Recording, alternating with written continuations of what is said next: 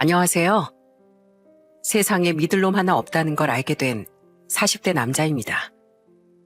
여러분에게도 가족이나 친구가 있으시죠? 세상 모든 사람들이 내게서 등을 돌려도 이 사람만큼은 절대 그러지 않을 것 같은 누구보다 믿는 소중한 사람 말입니다. 저는 바로 누구보다 믿어 의심치 않던 사람에게 크나큰 배신을 당했어요. 제 마음을 끝없이 무너지게 만들었던 당시 사건에 대해 지금부터 이야기를 시작해 보려고 해요. 저는 꽤 넉넉한 서울의 중산층 가정에서 자랐어요. 사업을 했던 아버지 덕분에 저도 여동생도 금전적인 걱정은 크게 하지 않고 자랄 수 있었죠. 솔직히 저는 고생을 잘 모르고 자라 공부 또한 썩 열심히 하지 않았습니다. 때문에 그냥저냥 적당한 대학을 졸업하고 한 중소기업에 취업하게 됐어요. 하지만 첫 사회생활을 시작하며 저는 돈에 대한 감사함을 크게 깨닫게 됐죠.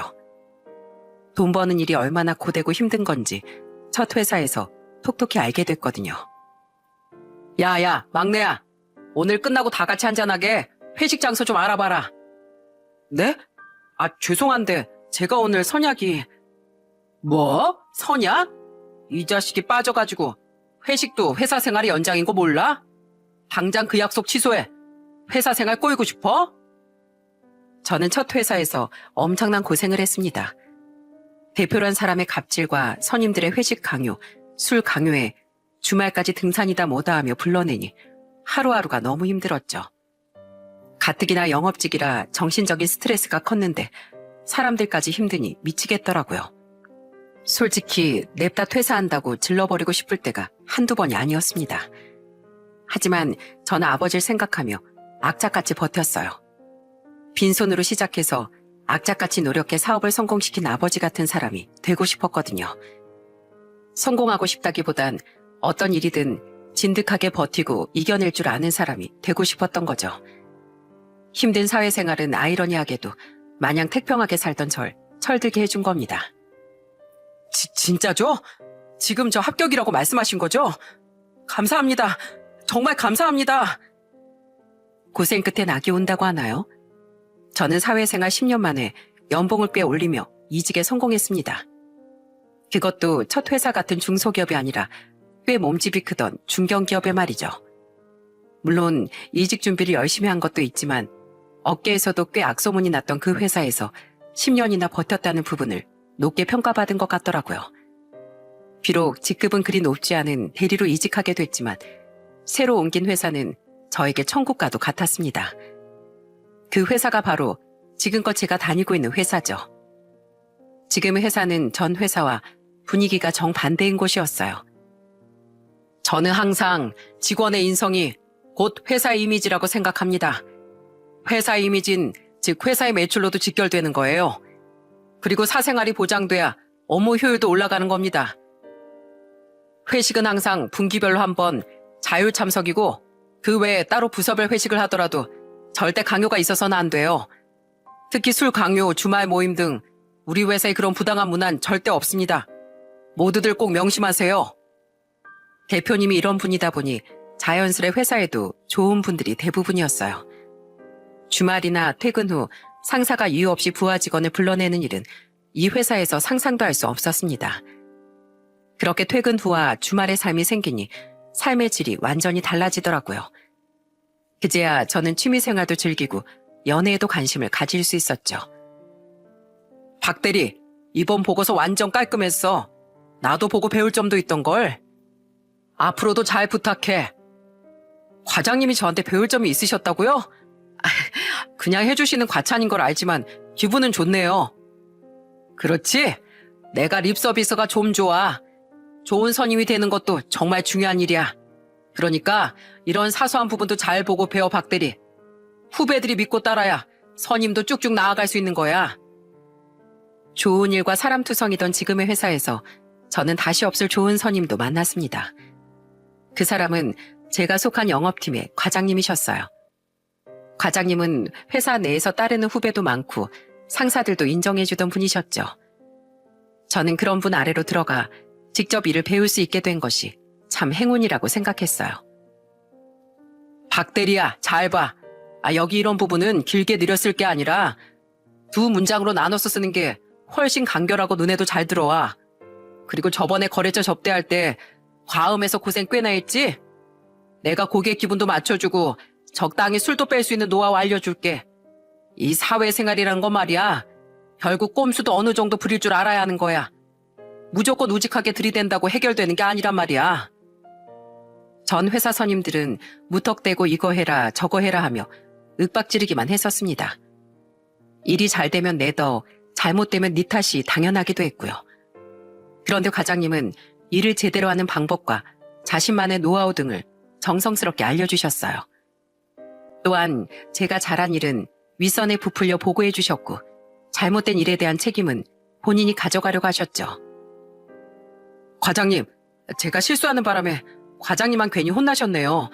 정말 죄송합니다. 이건 내 실수야. 부하 직원 실수를 사전에 발견 못했으니까 나한테 미안하면 다음엔 같은 실수 안 하도록 더 주의하면 돼. 그런 과장님이 너무 좋아서 저는 자처해서 과장님과 술을 마시고 밥도 먹으러 다녔습니다. 먼저 밥 먹자, 술 사달라 하는 절 과장님도 예쁘게 봐주고 저와 어울려주셨죠. 억지로 끌려가서가 아니라 마음에서 우러나 갖는 선임과의 사석은 정말 즐거운 일이더라고요. 그렇게 과장님은 사석에선 저를 직급이 아니라 성우나하고 이름을 부를 정도로 저와 가까워지셨습니다. 한 번은 과장님과 술을 마시다 이렇게 여쭤본 적이 있어요. 과장님은 매번 상사분들도 후배들도 배려하면서 일하느라 가끔은 힘들지 않으세요? 누구나 이기적이고 싶을 때가 있잖아요. 그럼 나도 있지. 힘들기도 하고 실제로 사회초년생 땐 왜 그렇게 이기적으로 구냐고 상사들한테 욕도 무지 먹었어. 근데 어떻게 이렇게 바뀌신 거예요? 너 알지? 이 회사가 내 첫 회사인 거. 솔직히 너도 알다시피 난 그렇게 일머리가 좋은 사람은 아니야. 그런데 회사 생활 무던히하고 잡음 안 생기는 상사들을 잘 관찰해보니까 주위 평판이 좋은 분들이더라고. 그때 알았지. 대표님 말씀처럼 된 인성을 갖추고 성실하게 회사 일에 임하는 것이 특출난 거 하나 없는 나한테 큰 강점이 될 수 있을 거라는 걸 말이야. 그때 이후로 조금씩 내가 날 변화시킨 거야. 그리고 회사뿐 아니라 인간관계도 그렇게 맺다 보니까 어느덧 난 정말 좋은 사람이 돼 있더라고. 어찌 보면 나도 이 사회에서 살아남고 싶어서 변한 거랄까? 변하고 싶다고 다 과장님처럼 변할 수 있는 건 아니잖아요. 저는 그런 과장님 참 존경합니다. 우리 두 사람은 정말 빠르게 더욱 친해졌습니다. 주말에도 가끔 만나 등산도 낚시도 함께 가다 보니 자연스레 저는 과장님의 집에도 초대받게 되었어요. 과장님의 아내분이 저를 초대해 주셨거든요. 처음 과장님 집에 간 날 과장님의 아내분도 초등학생이던 과장님의 아들도 절 반겨주었죠. 안녕하십니까 사모님. 이거 비싼 건 아니고 작은 제 성입니다. 어머, 과일 바구니네요. 감사해요. 잘 먹을게요. 그리고 사모님은 무슨 닭살도다요. 제 남편이랑 친하시잖아요. 그냥 편하게 형수님이라고 부르세요. 형수님은 인상 좋고 다정한 분이셨습니다. 과장님은 나중에 자신의 가정사에 대해서도 짧게 말해주셨어요. 난 부모님이 안 계셔. 내가 30살 때 부모님하고 형이 교통사고로 한날 한시에 내 곁을 떠났거든. 그래서 나한테 가족은 내 장인 장모님하고 처제, 그리고 아내랑 아들이 전부야. 날 친아들처럼 여겨주시는 장인 장모님께 항상 얼마나 감사한지 몰라. 형수님은 연애 시절 가족을 모두 잃은 과장님의 곁을 묵묵히 지켜주셨다고 해요. 결혼하고 나서도 과장님의 부모님과 형님의 제사를 꼬박꼬박 챙겨주는 고마운 분이라고 했죠. 저는 가족도 평생 다닌 회사도 진심으로 사랑하는 과장님 같은 사람이 되고 싶었습니다. 그리고 저는 이직한 지 2년 뒤인 나이 39에 피부관리샵을 운영하던 아내와 결혼을 하게 됐어요. 당시 저는 아내와 함께 과장님 부부를 찾아뵙고 청첩장을 드리기도 했죠. 아주 선남선녀가 따로 없네. 결혼 축하해 성훈아. 재수씨, 우리 성훈이 잘 부탁드립니다. 과장님이 바로 이분이셨군요. 이 사람이 그렇게 닮고 싶다던 롤모델이요. 과장님, 사모님, 앞으로 저도 잘 부탁드립니다. 과장님은 제 아내를 보며 참 아름다운 분이라고 입이 마르도록 칭찬했습니다. 감사하게도 과장님은 축의금과 별개로 결혼 선물도 주셨어요. 꽤 가격이 나가던 로봇 청소기를 말이죠. 물론 저도 나중에 과장님의 이사 선물로 그 가격보다 조금 더 비싼 가전을 선물 드리긴 했지만 그 마음이 정말 감사하더라고요. 결혼해서 한 가정의 가장이 되자 저는 더 나은 사람으로 거듭나기 위해 열심히 살았습니다. 저는 사랑하는 아내의 부모님께도 정말 잘해드리고 싶었어요. 때문에 저희 집에 비해 형편이 좋지 않던 장인 장모님께 다달이 용돈도 챙겨드리고 이곳저곳 모시고 놀러 다니기도 했죠. 고맙네 박서방. 우리가 요즘엔 사위인 자네 자랑하는 재미로 살아. 이 양반 거짓말하는 거 아니네. 저번에 부부 동반 모임에 갔다가 내가 아주 얼굴이 뜨거워서 혼났어. 이 양반이 우리 사이가 얼마나 잘하는지, 예의는 얼마나 바르고 사돈들은 얼마나 좋은 분인지 무지하게 자랑을 해댔거든. 거기까진 좋았는데 취해서 했던 말을 또 하고 또 해서 내가 등짝을 후려쳐줬어. 그만큼 아버지가 박서방을 좋아하시는 거죠. 박서방, 우리 부모님께 잘해줘서 정말 고마워. 장남으로서 내가 부모님을 그렇게 챙겨드렸어야 하는데 자네만 보면 내가 참 부끄러워져. 아내의 오빠인 형님은 항상 저에게 고마워하셨습니다. 당시 형님은 하던 요식업을 2번이나 실패해 작은 회사를 다니며 빚을 갚느라 힘들어 하셨거든요. 아내 또한 그런 제게 고마워하며 저희 집에도 잘하려고 노력했죠. 가끔 아내는 저희 집에 비해 형편이 기울던 자신의 집에 대해 자신 없어 했어요. 때문에 저희 부모님께 죄송해하기도 했는데 부모님은 이렇게 말해주셨습니다. 가족끼리 돈 가지고 죄송하네 만회하는 거 아니다. 사위도 자식인데 돈이 있으면 장인 장모님한테도 당연히 효도해야 하는 거야. 그렇다고 너희가 우리한테 못하는 것도 아닌데 불필요한 일로 죄송해하지 말거라. 우린 며느리 너라는 존재가 있다는 것만으로도 항상 감사해. 이렇듯 우린 양가 부모님들과도 화목하게 지냈습니다. 아내는 제 여동생과도 좋은 관계를 유지해갔죠. 우린 아들 하나 딸 하나를 낳으며 행복을 불려갔어요. 첫째인 아들을 낳은 결혼 1년 뒤에 해 저는 과장으로 승진도 했습니다. 그때 같은 시기에 부장으로 승진한 과장님 부부와 우린 비싼 소고기 집에서 축하 파티도 했죠. 과장님, 아니 부장님, 우리 두 집안 앞으로도 이렇게 쭉 꽃길만 걸었으면 좋겠습니다. 그런 의미에서 다들 건배하시죠? 그래, 자자. 우리 두 가족의 영원한 우정을 위하여.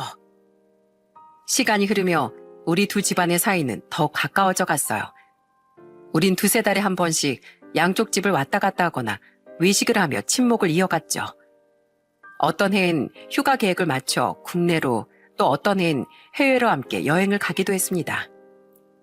신혜야, 슬기 내가 안고 있을게. 너 좀 푹 자. 계속 너희 둘째 안고 있느라 눈 제대로 못 붙였잖아. 그냥 비행하는 것도 피곤한데 이러다 너 내려서 관광은커녕 아무것도 못해. 형수님, 걱정 마세요. 슬긴 제가 안으면 돼요. 아유, 아니에요, 성은 씨. 성은 씨도 여태 칭얼거리는 진현이 달래느라고 진이 다 빠지셨잖아요. 우리 현우는 많이 커서 손 많이 안 가요. 저한테 맡기고 두 사람 다 좀 쉬어요.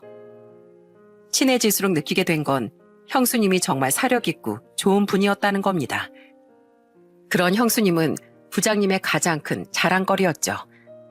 부장님의 아들도 그런 형수님을 닮아 참 착해서 한참 어린 저희 애들을 많이 예뻐해 줬어요. 아이고, 아들이 가정교육을 잘 받았는지 아직 어린데도 참 의젓하네. 자식 교육을 참 잘 시키셨나 봅니다. 불편해하지 말고 편하게 있다 가세요. 가족끼리 보내야 할 명절에 저희 이렇게 초대해 주시고 정말 감사합니다, 아버님. 감사는 무슨. 안 그래도 우리 아들 부부한테 하도 이야기를 들어서 꼭 한번 만나보고 싶었어요. 듣던 대로 내외가 참 인상이 좋으시네. 우리 딸 부부도 이번 명절엔 일이 있어서 못 온다니까 저녁에 술도 한잔하고 재미있게 놀다 가세요. 심지어 우린 너무 친한 나머지 어느 해 명절엔 함께 시간을 보내기도 했습니다. 당시 부장님의 장인 장모님이 결혼 후 미국에 나가 살던 부장님의 처제를 만나러 미국에 가셨었거든요. 일정을 함께 맞추지 못해 한국에 남아있던 부장님 부부는 안부 인사를 할 겸 저에게 전화를 거셨어요. 저희 가족은 그때 부모님 댁에 있었는데 통화를 듣고 부모님이 부장님 가족을 초대하셨던 거죠. 명절을 쓸쓸히 보내셔야 되겠냐며 말입니다. 아이고, 이 사람 참 알고 보니까 완전 윷놀이꾼이네. 꾼이야. 어쩜 이렇게 던지는 족족 윷이나 뭐가 나와요? 저 완전 어릴 때 이후로 윷놀이 정말 처음 해보는 겁니다, 아버님. 이번 기회에 제가 숨겨진 재능을 찾고 말았네요. 여보, 정말 잘한다, 잘해. 그날은 정말 기억에 남을 정도로 재밌던 날이었어요. 아버진 부모님을 일찍 여인 부장님께 떠들썩한 명절을 선물해주고 싶다며 화투판도 버리고 윷놀이판도 버리셨거든요. 그때 그렇게 어린아이처럼 좋아하던 부장님의 얼굴은 정말 처음 보았죠. 게다가 집에 돌아갈 때 저희 부모님은 부장님의 손에 좋은 한우 세트까지 들려보내시더라고요. 아유, 아닙니다, 아버님. 오늘 대접해 주신 식사만 해도 너무 감사했어요. 이건 너무 과합니다. 그냥 받아요. 우리 아들이랑 나이 차이도 3살밖에 안 난다며. 내가 아들 같아서 그래요. 갑자기 초대한 거라 미리 준비해 둔 건 아닌데 명절 지나고 우리 처남 주려고 사놨던 겁니다. 처남 줄 선물은 또 사면 되니까 부담 없이 가져가요. 애기 엄마, 이거 신선한 거니까 오래 보관하지 말고 맛있게 구워 드세요. 오늘 아주 즐거웠어요. 저뿐 아니라 부장님 부부에게도 그날 일은 참 즐거운 기억으로 남았던 모양입니다. 두 분은 그 뒤로도 한 번씩 저희 부모님의 안부를 물었거든요. 그 뒤 한동안 부장님네 세 식구는 여가 시간에 윷놀이를 하기도 했다고 했죠. 그렇게 일도 가정도 더없이 평화롭던 시간이 흘러갔습니다. 저는 당시 지금의 생활이 너무 행복하고 안정적이라고 느꼈어요. 하지만 불행은 사람이 가장 방심하고 있을 때 찾아오는 법이라지 않습니까? 그 말은 정말이더라고요. 제가 결혼한 지 6년째 됐던 해 어느 날, 제 평온한 일상은 산산이 부서지고 말았죠. 아주 생각지도 못한 우연한 만남으로 인해 말입니다. 여보, 지금 가게야? 일하고 있어? 아니, 집이야. 오늘 아침 예약 손님만 있었어서 일찌감치 마감하고 집에 왔어. 당신은? 출장 일은 잘 보고 있어? 오늘은 어제 논의한 내용 바탕으로 서류에 사인만 주고받으면 돼서 나도 벌써 여기 일정은 다 끝났어. 원래 좀 더 길어질 예정이었는데 어제 서류 협의가 잘 돼서 오늘까지 일이 안 길어졌거든. 이제 출발하려고. 아, 생각보다 일찍 오네? 당시 저는 회사 일로 1박 2일 일정의 지방 출장을 갔었습니다. 그런데 일정이 생각보다 빨리 끝나 기분이 좋더라고요. 일찍 집에 가서 그만큼 더 쉴 수 있었으니까요. 저는 아내에게 이제 출발한다는 소식을 알리려 전화를 걸었어요. 아내 또한 저처럼 벌써 가게를 닫고 집에 와 있었다고 했죠. 이 난구님이 빨리 보고 싶지? 그럼 당연하지. 그럼 당신 집에 와서 저녁 먹을 수 있겠네? 도착하면 몇 시쯤 될 것 같아? 한 7시? 그렇게 일찍은 못 갈 거야. 오래 걸릴 일은 아닌데 서울 가는 도중에 다른 지방에 잠깐 회사 일로 들러야 하거든. 알았어, 천천히 와. 애들도 당신 일찍 오면 엄청 좋아하겠다. 우리 귀염둥이들 빨리 보고 싶다. 근데 집이라고 하지 않았어? 왜 이렇게 시끄러운 것 같지? 아, 내가 일찌감치 저녁밥 재료 준비하면서 TV를 켜놓고 있었거든. 그나저나 우리 남편 출장 다녀오느라 힘들었을 텐데 맛있는 거 해줘야겠다. 불고기에 된장찌개 어때? 당신 좋아하는 스타일로 얼큰하게 끓여서. 너무 좋죠. 아, 그런데 이번 출장 부장님이랑 같이 다녀오는 거라고 했나? 그런 거면 서울 올 때 집으로 같이 모시고 와. 저녁 대접해드리게. 아니야, 부장님은 개인적인 일이 있다고 어제 오늘 휴가 내셨어. 해외에서 친한 친구가 오셨다나? 아, 그래? 알겠어, 그럼. 이따가 집에서 봐. 저는 즐거운 마음으로 아내와의 통화를 마쳤습니다. 얼른 일을 다 끝내고 집에 가서 아내가 해준 집밥을 먹을 생각에 콧노래가 나왔죠. 그런데 한창 차를 달리던 와중 잠시 졸음쉼터에 차를 세우고 확인해보니 회사에서 연락이 와 있더군요. 제가 잠시 들러야 했던 다른 거래처와 일정 문제가 생겨 그날은 그곳에 들를 필요가 없어졌다고 말입니다. 일찍 집에 가서 쉬라고 하늘이 돕는구나. 그 연락을 본 저는 한층 가벼운 마음으로 다시 서울을 향해 차를 달렸습니다. 얼른 서울로 가서 어린이집에 있을 아이들도 직접 픽업해 집에 가서 아내를 놀래켜줄 생각에 신이 났죠. 제 차는 서울로 빠르게 가까워졌어요. 아우, 화장실. 아우, 급하다, 급해. 저는 오후 3시쯤 서울과 가까운 안성휴게소에 잠시 차를 세웠습니다. 급한 화장실 볼 일도 보고 잠도 깰 겸 커피도 한 잔 사려고 말이죠. 저는 휴게소에서 내리자마자 얼른 화장실로 달려갔어요. 그리곤 가벼운 마음으로 나와 커피를 사러 가려는데 웬 낯익은 여자가 제 앞을 지나가지 않겠어요? 저 사람 우리 집사람이랑 엄청 닮았네. 선글라스를 끼고 양손에 커피를 한 잔씩 들고 있던 그 여잔 딱 봐도 제 아내와 너무 닮았습니다. 처음엔 그냥 아내랑 닮은 사람이네 하고 말았어요. 집에서 저녁 식사 재료를 준비하고 있다던 아내가 갑자기 휴게소에 나타날 리가 없었으니까요. 그런데 자꾸만 싸한 느낌이 들더군요. 처음엔 그냥 신기해서 눈길이 갔다면 보면 볼수록 그 여잔 정말 제 아내 같았거든요. 최근 밝은 갈색으로 염색한 머리색도 그렇고 옷도 신발도 아내 것인 것 같았죠. 저는 설마 아니겠지 하는 생각을 하면서도 찜찜한 마음에 그 여자의 뒤를 조심스레 쫓아갔습니다. 야, 박성훈, 너 진짜 무슨 생각하는 거냐? 말도 안 되는 생각이야. 집사람이 왜 여기 있겠어? 저는 계속해서 현실 부정을 하며 따라갔어요. 그 여잔 주차장에 세워져 있던 차들 중 하나로 다가가더군요. 그리곤 한 차의 운전석 창가로 다가가더라고요. 그리고 운전석에 앉아있던 남자가 창문을 내린 순간 저는 기겁을 하고 말았습니다. 오빠, 내 커피도 받아줘. 알았어. 고마워. 잘 마실게. 그 남자의 정체는 바로 부장님이었거든요. 그리고 부장님에게 커피를 건넨 여자가 선글라스를 벗는 순간 정말 숨이 턱하고 막혀왔어요. 제발 아니길 바랬지만 부장을 오빠라고 부른 그 여자는 제 아내가 맞았으니까요. 또한 곧이어 아내가 부장의 볼에 스킨십을 하는 모습을 보고 다리에 힘이 풀릴 것 같더라고요. 다시 자세히 보니 차 또한 최근에 새로 뽑았던 부장의 차였죠. 그 와중에 제 머릿속에 든 생각은 증거를 남겨야겠다는 거였습니다. 저는 나가려는 정신을 애써 부여잡고 휴대폰으로 그들의 모습을 동영상으로 남기기 시작했어요. 그렇게 동영상에 녹화되기 시작한 두 사람의 대화는 저를 아주 큰 배신감으로 밀어넣더라고요. 아내는 차에 올라타지 않고 운전석 뒷좌석의 창문을 보고 머리를 정리하며 말하더군요. 머리 헝클어졌어도 예뻐. 그렇게 말해주는 건 우리 오빠밖에 없다니까. 짜증나. 원래대로면 저녁까지 놀고 천천히 올라가려고 했는데 오랜만에 지방까지 놀러 갔다가 이게 뭐야. 오빠네 회사 완전 엉망 아니야? 아무리 출장일이 빨리 끝났어도 정해진 근무 시간이 남았으면 차라리 회사로 복귀를 시켜야지. 왜 직원을 일찍 퇴근을 시켜?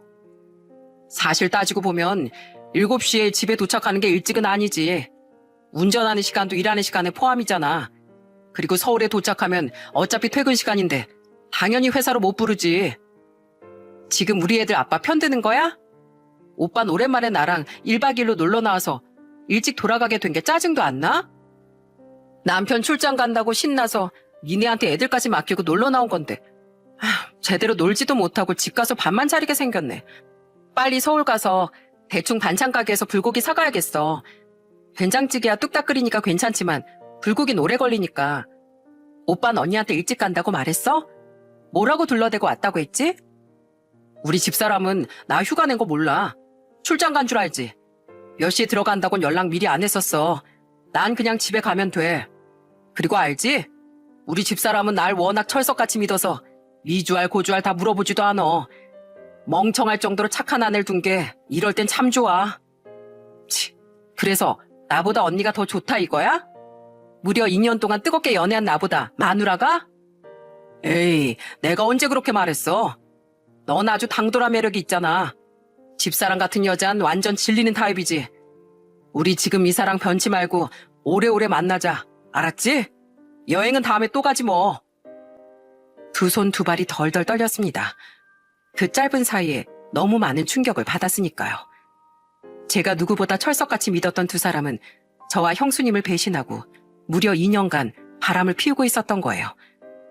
생각지도 못한 진실이 도저히 믿기지 않았죠. 대화를 들어보니 두 사람은 제가 출장을 떠난 날 저와 형수님에게 거짓말을 하고 여행을 떠났었더군요. 뻔뻔하게도 집사람은 저도 알고 지내던 자신의 친구에게 애들까지 맡겼던 거죠. 그러다 제가 생각보다 일찍 서울로 온다는 전화를 받고 불이 나게 돌아오고 있던 길에 제 눈에 띄었던 겁니다. 제 다른 출장 일정이 취소된 게 그렇게 제 인생을 구해줬던 거예요. 얼른 가자. 성훈이한테 들키면 우리 둘 다 끝장이야. 일상은 일상대로 지키면서 스릴도 즐겨하지 않겠어? 맞아. 얼른 가자. 난 지금 이 생활도 오빠도 놓치기 싫으니까. 부장의 말에 아내는 조수석으로 향하더군요. 저는 그들을 놓치기 전에 얼른 동영상 녹화를 멈추고 달려갔습니다. 그리고 냅다 아내의 손목을 낚아채며 소리쳤어요. 당신 지금 뭐하는 짓이야? 부장님, 아니 장철호, 당신 지금 내 아내랑 뭐해? 여보, 당신이 왜 여기에... 성훈아, 이건 오해야. 이건 다 사정이 있어서. 그런 저를 보고 부장과 아내는 둘 다 기겁을 하더군요. 부장은 놀란 나머지 후다닥 차에서 내리기까지 했죠. 우선 그들은 무슨 핑계라도 대려던 모양인데 저는 즉시 그들의 말을 차단해버렸습니다. 사정? 내가 저 뒤에서 두 사람 대화 이미 다 들었는데 어디서 발뺌하려고 들어? 둘이 나랑 형수님을 기망하면서 2년이나 만났다는 거 다 들었는데 이미 증거도 다 찍어놨어. 야, 이신혜, 여기가 집이냐? 이 안성 휴게소가 네 집이야? 뭐? TV 소리? 웃기고 자빠졌네. 게다가 뭐?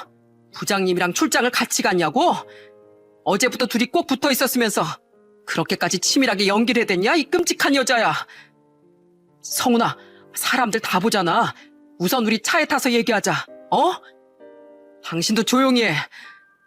그래, 그렇게 사람들 눈 의식하는 인간이니 지금 무지하게 창피하겠지.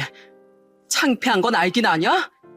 야, 장철호, 내가 널 회사에서도 밖에서도 얼마나 믿고 따랐는데 어떻게 그런 후배 아내랑 눈이 맞냐? 게다가 형수님이 너한테 얼마나 잘했는데 그런 형수님이 질린다고 비하해? 네가 그러고도 인간이야? 그렇게 사람 좋은 척하더니 이게 네 본성이었구나. 내가 니들 두 연놈 절대 가만히 안 놔둬. 알았어? 여보, 이거 다 오해야. 무슨 오해?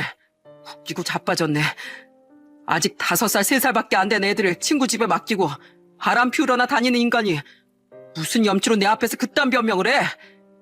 니들이 즐기던 그 스릴에 이렇게 들키는 시나리오는 없었나 보지?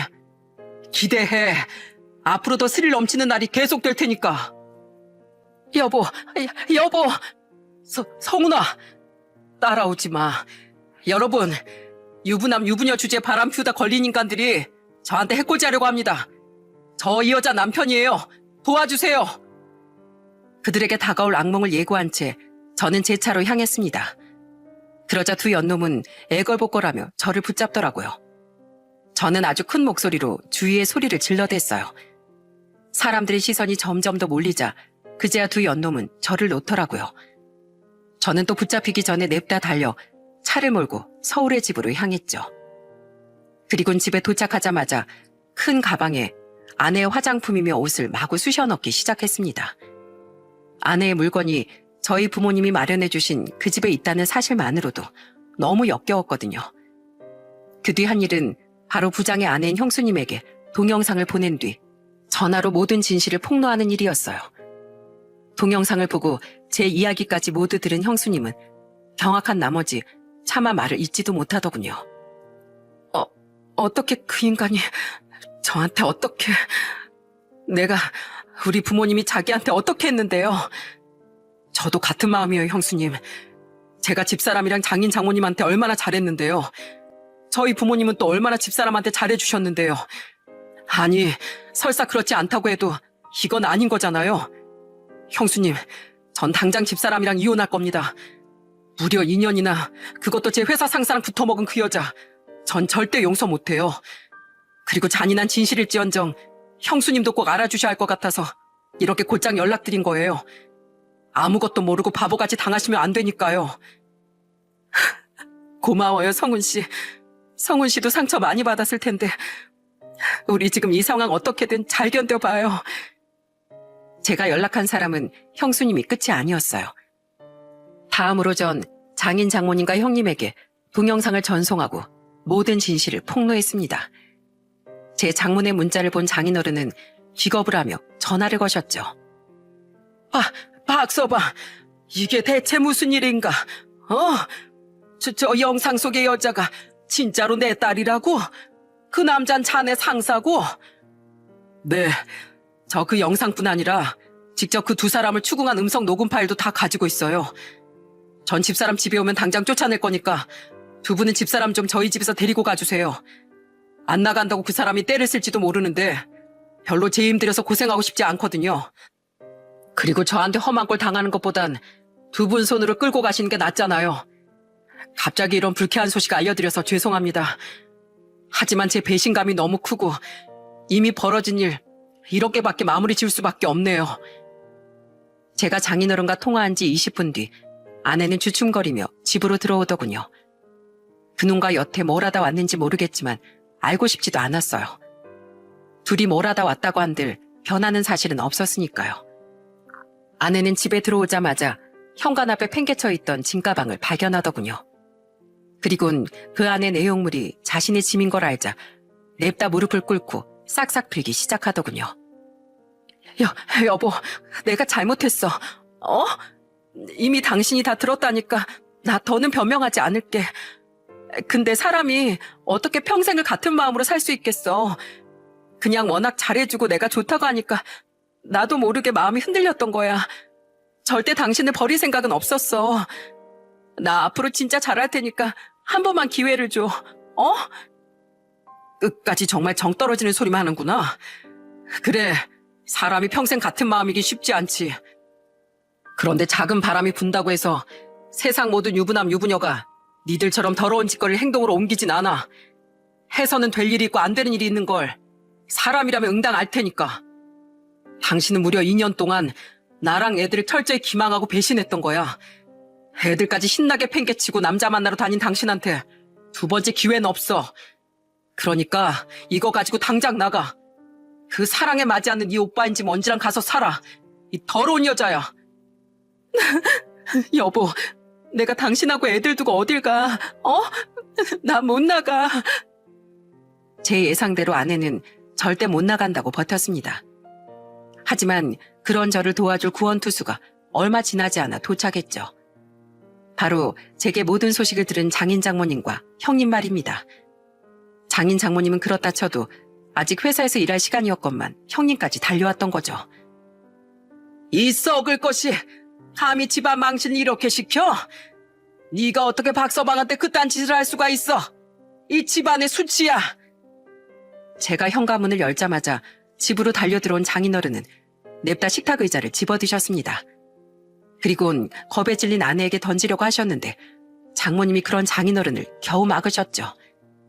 그리곤 장모님은 직접 아내에게 달려가 마구 등짝을 때리며 소리치셨어요. 이 망할 거사. 너 네 오빠가 세연이랑 이혼하고 얼마나 힘들어했는지 몰라? 네 오빠가 네 세연이가 바람 피워서 이혼한 거 뻔히 아는 애가 어떻게 그런 더러운 짓거리를 해?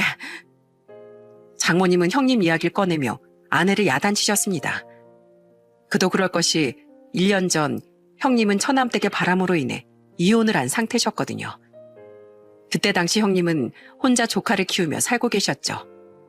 그런 상황이었으니 더욱 화가 나서 형님도 냅다 달려오셨던 거예요. 아프다며 우는 아내를 화가 난 표정으로 바라보던 형님은 말없이 아내에게 다가가셨어요. 그리곤 그 두껍고 커다란 손을 올려 아내의 뺨을 철썩 내리치시더라고요. 얼마나 세게 후려쳤는지 아내는 비명소리도 못 내고 뺨을 부여잡았죠. 형님은 그런 아내의 뒷덜미를 덥석 잡고 일으켜 집 밖으로 끌어내셨어요. 야, 이 버러지야. 네 세연이란 여자의 짓거리 직접 봤으면서 박서방한테 이런 짓을 해? 심지어 내가 이혼할 때도 그놈을 만나고 있었다고? 너 같은 건 아주 먼지가 되도록 맞아봐야 돼. 여기서 괜히 버티면서 박서방 더 힘들게 만들지 마. 박서방, 정말 미안하네. 자네 같은 사람은 어디에도 없는 거 잘 알고 있어. 그런 자네한테 내 동생이 저지른 일 내가 오빠로서 평생 속지하며 살겠네. 이렇게 마지막 인사를 하게 되어 정말 미안하네. 부디 잘 살게. 박서방, 정말 미안하네. 미안해. 그런 형님을 따라 장인 장모님 또한 눈물로 사과를 하셨습니다. 그렇게 아내는 형님에게 질질 끌려 나가게 됐어요. 장인 장모님은 저를 향한 미안함에 한동안 저희 집에 남아 제 손을 잡고 놓지 못하셨죠. 두 분도 형님도 참 좋아했던 저 또한 울음을 꾹꾹 삼키며 작별을 고해야 했습니다. 저는 아내를 그렇게 쫓아낸 뒤 연락처를 알고 있던 아내 친구에게 전화를 걸었죠. 그리곤 자초지종을 설명한 뒤 직접 집을 찾아가 아이들을 데리고 왔죠. 이야기를 모두 들은 아내 친구는 입을 다물지 못하더라고요. 그리고 다음날 회사에 출근한 제가 곧장 한 일은 바로 회사에 민원글을 올리는 일이었습니다. 부장의 만행에 대해 저는 아주 상세하게 적어 글을 올렸어요. 박 과장님, 이거 사실이에요? 정말 장 부장님이 이러셨다고요? 세상에, 열길 물속은 알아도 한길 사람 속은 모른다더니 어떻게 부장님이 그러실 수가 있어요? 다른 사람도 아닌 평소 평판이 좋던 부장의 일이었으니 소문은 순식간에 일파만파 퍼져갔습니다. 사람들 시선에 계속 눈치만 보던 부장은 화장실에 갔던 절 따라오더니 사정사정을 하기 시작했죠. 성훈아, 정말 이럴 거야? 나 장철호야. 네가 그렇게 믿고 따랐던 장철호. 내가 이 회사에 얼마나 충성했는지 알잖아. 그래, 내가 정말 죽을 죄를 지었다.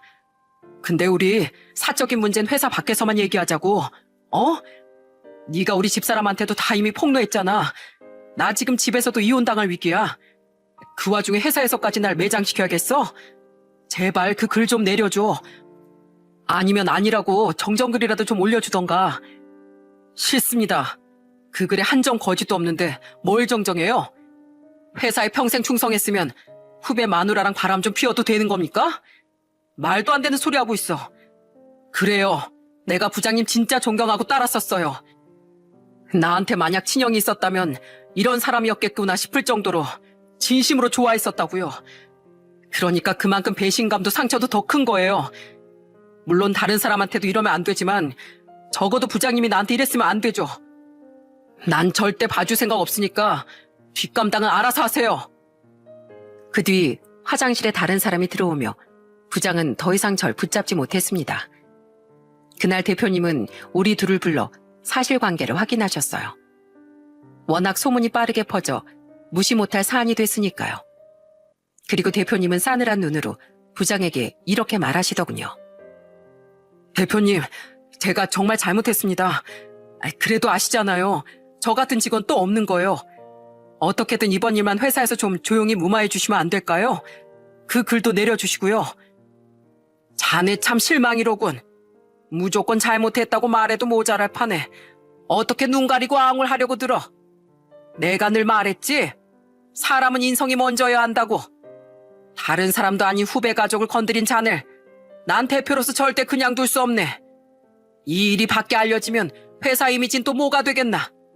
이 일은 인사위원회를 소집해서 논의해봐야겠네. 대표님의 말에 부장은 아연질색을 했습니다. 그날 부장은 하루 종일 일도 제대로 못하고 직원들의 수군거림에 시달려야 했죠. 그리곤 저를 설득하는 일을 포기하지 않았는지 퇴근길에 또 저를 붙잡고 애원을 하더라고요. 성훈아, 그래, 너도 알다시피 이제 내 제대로 된 회사 생활은 물 건너갔어. 그럼 성훈아, 이건 어때? 그래도 애를 둘이나 낳고 산 사이인데 네 아내 한 번만 용서해줘.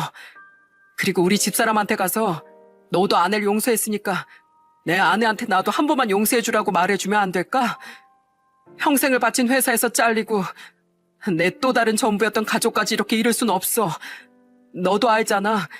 아내랑 이혼하면 나한테 남는 건 아무것도 없다는 거. 내 아들도 어제 날 완전 벌레 보듯 봤단 말이야. 제발 나 숨 쉴 구멍 정도 마련해줘라. 가족이 그렇게 소중하다는 사람이 자기 욕구를 못 이기고 그 가족을 배신해요? 당신 같은 사람한텐 애초에 형수님이 너무 아까웠던 거예요. 당신 숨 쉴 구멍은 당신 스스로가 막아버렸다는 것만 평생 잊지 말고 사세요. 부장은 더 이상 제 마음을 돌릴 수 없다는 걸 깨달은 모양이더군요. 부장은 더 이상 제게 매달리지도 못하고 바닥에 주저앉아 눈물만 뚝뚝 흘렸죠. 그리고 이틀 뒤 부장은 인사위원회가 열리기도 전에 스스로 회사를 그만두었습니다. 사람들 평판에 목매던 사람이었으니 자신을 비난하는 수많은 눈초리를 견디지 못했던 거예요. 그렇게 부장은 청춘을 바쳤던 회사를 쓸쓸히 퇴사하게 됐죠. 모든 이야기를 들은 부모님과 동생은 경악을 금치 못했습니다. 세상에 믿을 사람 하나 없다면서 말이죠. 저는 부모님께 당분간 아이들을 부탁드렸어요.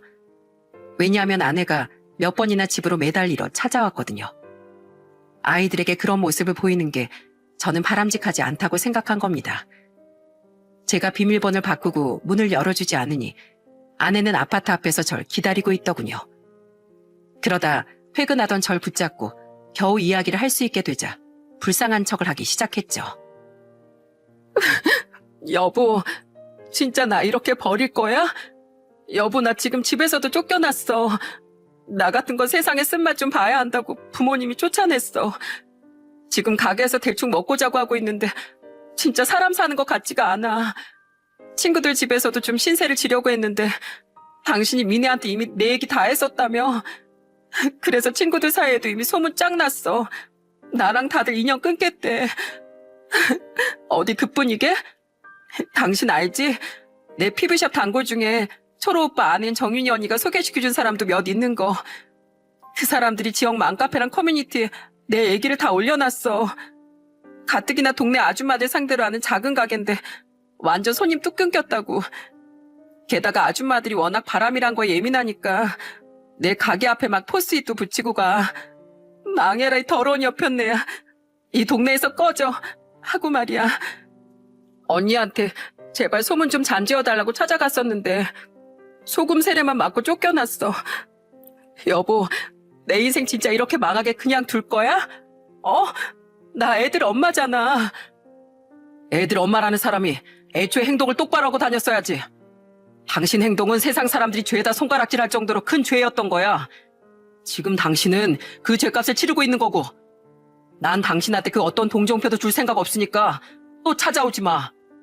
나 그나마 당신이 애들 엄마라서 이렇게 신사처럼 대해주는 거야. 근데 또 찾아오면 그때 나도 당신 사람 취급 안 해. 짐승이라고 생각하고 힘써서 쫓아낼 거야. 아니면 경찰을 부르던가. 알았어? 여기에서까지 개망신 당하고 싶지 않으면 꺼지라고. 아무리 찾아온다고 한들 아내에게 무슨 방법이 있었겠습니까?